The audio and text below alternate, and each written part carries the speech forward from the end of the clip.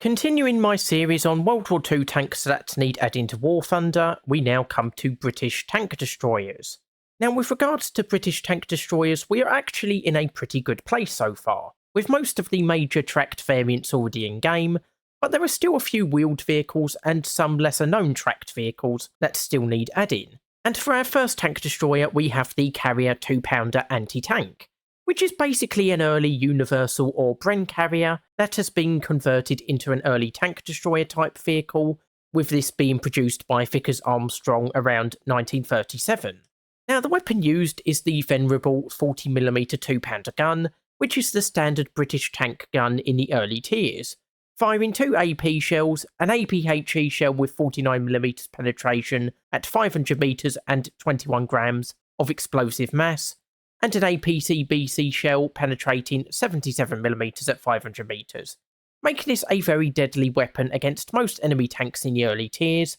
only let down by the fact that most of the shells are solid shot, while the one APHE shell, while having better post-penetration damage, has much worse penetration. Unfortunately, the turret can't traverse 360 degrees, and is instead limited to just 20 degrees each way horizontally, and has an elevation of -10 to +15, giving it somewhat limited firing arcs. Meanwhile, the armour is going to be extremely light, probably no more than 10mm or so, just enough to stop small caliber machine guns and shell splinters, but any regular tank guns are going to go straight through, and the crew would still be vulnerable regardless, as the back of the fighting compartment is open, also making it very vulnerable to aircraft. That said, it is a fairly small vehicle, so should be a bit easier to conceal from enemies, and it should have a top speed of 30 mph or 48 km/h, while a crew of 4 is carried, with a driver and commander up front and the gunner and loader in the fighting compartment. In War Thunder, I could see this making for a good 1.0 to 1.3 tank destroyer in the British tech tree, maybe even as the starting tank destroyer, having a decent top speed, good gun and the ability to conceal itself, but it is let down by its limited firing arcs and its limited protection for the crew. But I think this would be a great tier 1 tank destroyer to have in game. In real life, this vehicle underwent testing in February 1938, and underwent user trials with the 9th Lancers, who broadly seem to have liked it, but unfortunately no more vehicles of its type were made, ending what could have been a useful vehicle for the British Army in the early stages of World War II. The Carrier 2-pounder wouldn't be the last attempt at fitting a 2-pounder to a carrier vehicle, however, as there would be another design based on the Loyd carrier, named the Stacey Loyd or Carrier 2-pounder Mountain Mark I. In this case, the engine was moved to the front of the Loyd carrier in order that the 2-pounder could be mounted at the rear of the vehicle in an armoured turret, which was said to have fixed the issue of limited traverse, which does seem to be the case from this photo, though firing forward seems like it would be a bit of an issue, meaning this would likely have to be fired side on, or turned around to fire from the rear, much like the already in-game Archer tank destroyer. Armour would again be thin, maxing out at 7mm for the Loyd carrier itself, and the turret is likely of a similar thickness, though in theory the front-mounted engine might block the odd penetrating shot, while the top speed would be 30 mph or 48 km/h from an 85 horsepower Ford V8 engine, while the crew would likely number 3 to 4, with a driver and 2 or 3 crew for the gun itself. Like with the Bren mounted 2-pounder, I could see the Stacey Loyd being a good 1.0 to 1.3 tank destroyer, having a turret with a better traverse, but potentially having issues firing forward, but I still think this would be a great early tank destroyer to have in game. In real life, despite the Stacey Loyd fixing some of the issues from the Bren carrier design, such as the limited traverse, this design would not be adopted for service, leaving Britain without any tank destroyer-like vehicles in the early World War II period, vehicles that might in theory have been of great use, especially during the Battle of France, the defence of Greece in 1941, and some of the early desert campaigns. I have also seen occasional reference to the later 6-pounder being mounted on the Bren carrier, but I haven't been able to find any information or images of such a vehicle, but it could probably work at 2.0 to 2.3 if it existed, as it would still have most of the same advantages and disadvantages from the previous vehicles, but now with a much better weapon whose worst performing shell has better penetration than the best performing shell of the 2-pounder, so it would again make for a good early tank destroyer. So Britain didn't have any tank destroyer designs in service for the first few years of the war, though the Australians and Canadians would create their own designs with the 2-pounder mounted on the Bren carrier, showing that a need was perceived by other countries at least. However, as the war dragged on, it was realised that the 2-pounder was becoming increasingly obsolete, necessitating the use of the 57mm 6-pounder gun, and British troops had now encountered German tank destroyers. This led to a new tank destroyer design being created in 1942 by the Metropolitan Camel Carriage and Wagon Company, or MCCW, with this design essentially being the Valentine I tank, with the turret removed and replaced by a 6-pounder.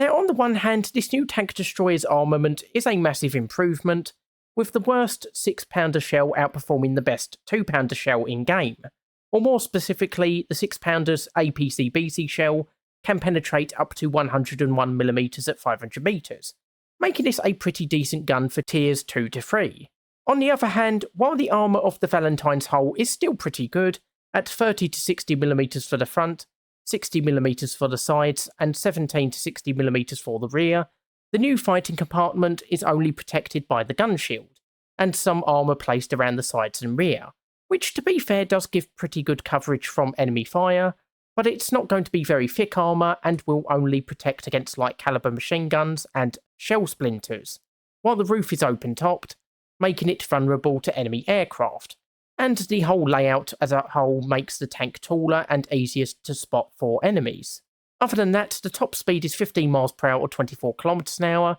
which is not particularly fast, and the crew carried should be about 3 to 4.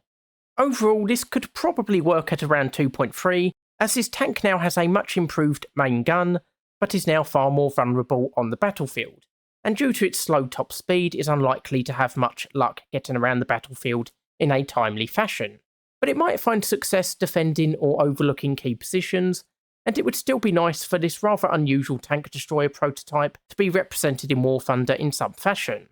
In real life, this Valentine tank destroyer prototype went into testing in 1942, but wasn't adopted for service, in part due to the flaws in its design, such as its excessive height, but mainly due to the fact that the Valentine I with a turret-mounted 6-pounder gun was already in development, and this design was looking to be a far better use for the 6-pounder.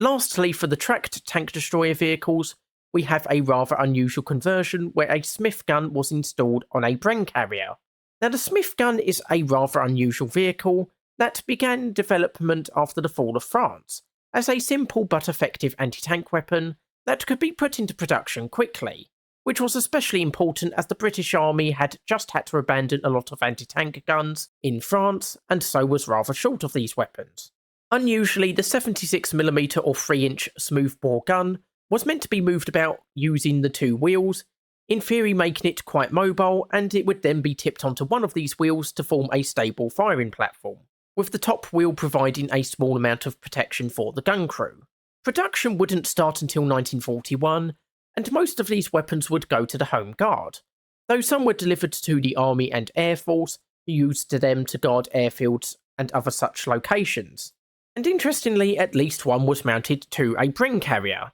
Now, the weapon itself isn't the best, as although it does fire heat shells, depending on the source, these have a penetration of 60 to 79mm, which is a bit on the low end of effectiveness compared to other nations' heat shells, bar maybe some of the early Japanese shells. And although it was initially designed to have a maximum range of 1500 metres, in reality, due to its low muzzle velocity, its maximum effective range was more like 270 metres, which should be decent enough in-game in urban areas, but would be an issue on open maps.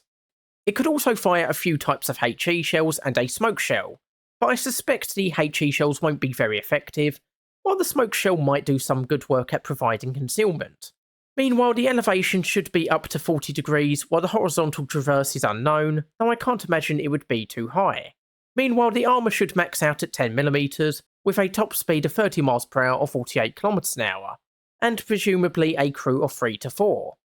In-game, I think this would have to be added at 1.0, as it would struggle due to the low effective range of the weapon, while any tank with a decent amount of armour might be mostly immune to it, especially if angled, but it would still be nice to see this unusual tank destroyer in-game.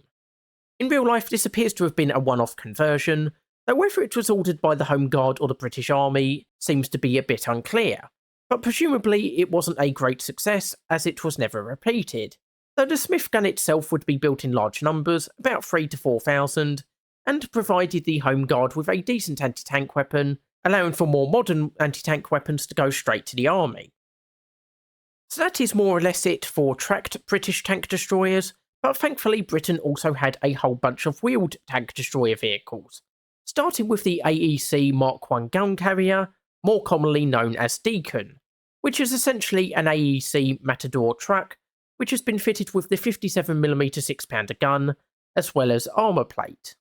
Now the 6-pounder mounted is likely the Mark II, which is more or less the same as the Mark III that we have in game and is a pretty powerful weapon, being capable of penetrating up to 82mm at 500 metres with its standard AP shell, or 101mm with its APC-BC shell, which is a decent performance, though it is let down by the fact its shells are all solid shot, and unfortunately no other weapons are carried, which might otherwise have helped against soft-skinned vehicles and enemy aircraft. Meanwhile, the firing arcs are pretty good all around, allowing the truck to reverse into a firing position and drive away at full speed after engaging the enemy, though some angles at the front are blocked by the driver's cab, which could be an issue if an enemy pops up in front of you unexpectedly. You can also see that the truck and turret have been given some armour, which ranges from 6 to 20mm, which isn't great against anti-tank guns, but is more than enough against most small and large caliber machine guns, and the fighting compartment is mostly enclosed, giving good protection against enemy aircraft. Lastly, the top speed is around 19 miles per hour or 31 kilometers an hour from a 95 horsepower AEC diesel engine, and 5 crew are required to man the vehicle. In-game, I could see this working at 2.3 to 2.7, having a very effective armament on a moderately armoured chassis, though with a not very fast top speed, making this ideal for ambush situations and even able to survive attacks from enemy aircraft on occasion, and it would be nice for this tank destroyer to be playable in War Thunder. In real life, 175 Deacons were produced from December 1942 to January 1943, serving in the last stages of the North African campaign, which ended on the 13th of May 1943. And so despite being successful vehicles, they didn't have a very long service life. And after this campaign, these vehicles were replaced by American vehicles and were converted back into regular trucks or sold to Turkey. British forces would also mount other weapons onto trucks, starting with the French 25mm Hotchkiss gun, which Britain obtained from France, who in return received the Boys anti-tank rifle. But it was quickly found that the 25mm Hotchkiss was not sturdy or robust enough to be towed by British vehicles, but was light enough that it could be used as a portée or portée, aka mounted onto the back of a truck for transportation. Now in real life we know that the French and later Free French forces would transport and operate these weapons from various trucks, but I'm not 100% sure if British troops did as well, as they don't look like they can really fire forward and aren't facing rearwards, but assuming this could be fired from the vehicle, the 25mm Hotchkiss would be a pretty decent weapon, with an in-game penetration of 56mm at 500 metres with a solid APC shell, beating out 2 of the 2-pounders' 4 shells, being almost equal to a third and only outright beaten by its APC-BC shell, with the only other downside being that it is a small shell. Regardless, this would make for a good 1.0 to 1.3 vehicle, being vulnerable to pretty much every enemy, but having a decent weapon that could work in the ambush role. There was also the far more successful 37mm Bofors gun, which was mounted on a Morris CS8 truck, with the Bofors having an in-game penetration of 42mm at 500 metres with its solid AP shell, or 37mm with its APHE shell with 15 grams of explosive mass, making this less effective than the 2-pounder, but not completely useless by any means. However, it is again relegated to firing rearwards, which might be an issue if an enemy appears in front of you, but is not a problem if waiting in ambush, or perhaps reversing towards the enemy to save the trouble of having to turn around at short notice to get a firing arc on them. The Morris mounted 37mm Bofors gun would also be added at 1.0, mainly on account of it performing worse than the 2-pounder, but it would still be an effective vehicle at Tier 1. In real life, the truck-mounted 37mm Bofors would be successfully used on the 5th to the 7th of February 1941, during the Battle of Beda Fomm, with the 37mm Bofors helping to prevent the Italian 10th Army from escaping pursuing British and Australian forces, with the 10th Army itself being almost completely destroyed as a result of this battle, though I haven't read much of their use beyond this battle. Lastly, the 2-pounder and 6-pounder would be mounted on various unarmoured Ford, Chevy, and Bedford trucks, with some of these having all-around fire, while others were limited to forward or rearwards fire only. And these various truck designs would be suitable for adding at around 1.0 and 2.3 respectively, but would suffer due to their lack of armour. But I would still like to see them added to War Thunder regardless, as they give Britain some effective mobile tank destroyers. So that was the various truck-based vehicles, but Britain also made a few tank destroyer-like vehicles based on armoured cars, with the first of these being the Humber 6-pounder SP, which is essentially a Humber armoured car fitted with a Mark III 57mm 6-pounder gun fitted at the front right of the vehicle. Now, as mentioned earlier, the 6-pounder is a very effective weapon, penetrating up to 101mm at 500 metres with its APC-BC shell, but what makes this weapon as fitted to the Humber even better than the regular 6-pounder is the fact that it is fitted with the Mollins autoloader, which allowed for a 6-round clip to be fired in just 6 seconds, and bear in mind the reload rate of the 6-pounder on British tanks is 5.2 seconds, making this already deadly weapon even better, as you can quickly overwhelm enemies with a torrent of fire, or get a second chance to hit your target before they respond if your first shot misses. However, it is let down a little bit by being placed at the front right of the vehicle and not in a turret, and it doesn't appear that any other secondary weapons are carried, which would make you vulnerable if flanked, while of course the armour is light, maxing out at just 15mm, so it is pretty vulnerable to most weapons, though it does have a good top speed of 50 mph or 80 km/h, allowing it to escape most situations, while I suspect the crew will be increased to 4 from the original 3 crew. I could see the Humber 6-pounder working at 3.3 to 3.7, as we have a pretty good weapon with an excellent rate of fire, while also being extremely mobile, allowing it to be a great hit-and-run tank destroyer, and I think this would be a very popular vehicle in-game.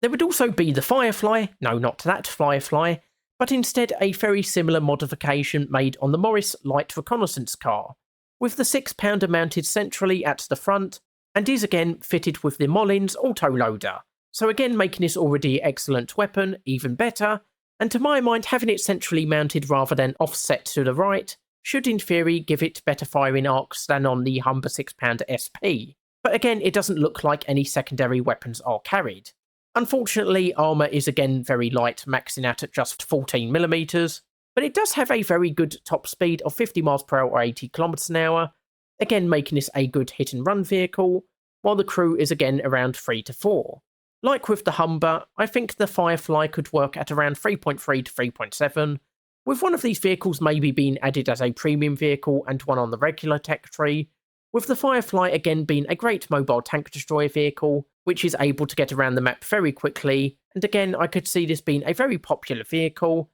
and I would like to see the Humber SP and Firefly added in-game. In real life, only one prototype of the Humber and Morris were fitted with the 6-pounder, and neither designs were taken any further, probably because armoured cars like the AEC Mark II were now fitted with 6-pounders in a rotating turret, while the Mollins autoloader was likely deemed overkill for fitting to armoured cars, tasked primarily with reconnaissance roles. So that's nearly it for this episode, but there is potentially one last British vehicle we can look at. Basically, as larger guns were introduced, these also became heavier, with the 2-pounder weighing 0.8 tonnes, the 6-pounder around 1.1 to 1.2 tonnes, and the 17-pounder which came in at a whopping 3.05 tonnes, making the use of vehicles to move these guns around an absolute necessity. Something the Germans also realised, leading to various Waffenträger or weapon carrier designs, where these anti-tank guns were to be carried on a vehicle but could be dismounted if needed. However, the Hungarian engineer Nicholas Straussler, who also invented the flotation screens for the DD Sherman, as well as the V4 tank that almost became a standard Hungarian tank, developed a system known as the Straussler conversion, which is essentially the 17-pounder fitted to a sort of auxiliary power unit or motorised gun carriage, which could have an ammunition limber attached, turning this into a four-wheeled self-propelled vehicle, or a literal self-propelled gun, enabling the 17-pounder to be moved about the battlefield without the use of a separate vehicle. So the 17-pounder itself is a pretty good gun in-game, capable of penetrating 155mm of armour at 500 metres with its AP and APC shells, 172mm with its APC-BC shell, or 246mm if equipped with its APDS shell. So like I say, a pretty excellent weapon that also might have a reload rate more comparable to the Archer at 6.1 seconds due to not being in a turret, rather than the 7.6 or 8.7 seconds on the Centurion or Achilles. It should also be far more easier to conceal due to its small profile, which is not very tall compared to a fully fledged tank. However, that is about the extent of its advantages, as it has no armour beyond that from the gun shield, with the APU itself probably not being fitted with actual armour, while enemy aircraft would have an absolute field day with this vehicle. Unfortunately, I've not been able to find a top speed for this vehicle, but I can't imagine it would be too high, while the crew would be about 6. Balancing this vehicle might be a bit hard, and no doubt it would have to be added as an event vehicle, but it could maybe work at around 3.0 to 3.7, though it's rather hard to say due to not knowing the speed of the gun carriage. But regardless of the speed, this is a very hard-hitting weapon and would be very easy to conceal, with the lack of armour and potentially lack of ammunition storage being the main downside. But I think this would be a very interesting vehicle to have in game, and I could see it being a bit of a meme vehicle if added. In real life, this design wasn't adopted, if I had to guess, because the whole contraption probably took about the same resources to produce and maintain as a regular vehicle, but with far less uses, at which point you might as well just use a regular vehicle, though the use of an APU to move artillery guns around would make a return in later designs like the 155mm FH-70 howitzer, showing it not to be a complete dead end.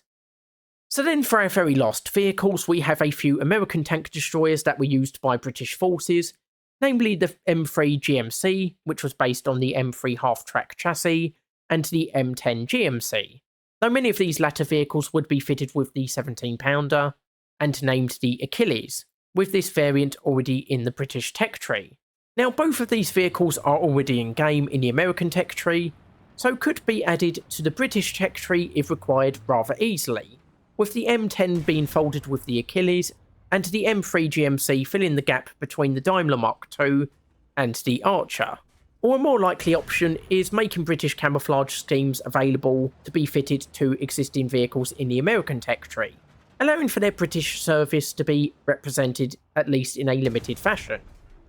So that's it for this episode looking at British tank destroyers, and I'd be interested to hear your views on these vehicles, or any others you would like me to cover in the comments below. So the next episode will likely cover another minor nation, then back to covering a major nation. Maybe looking at British artillery vehicles, or maybe American tank destroyers. I haven't quite decided yet. So anyway, that's it for this episode. Hopefully you've enjoyed it and will join me for the next one. I've been Toreno, and I'll see you next time.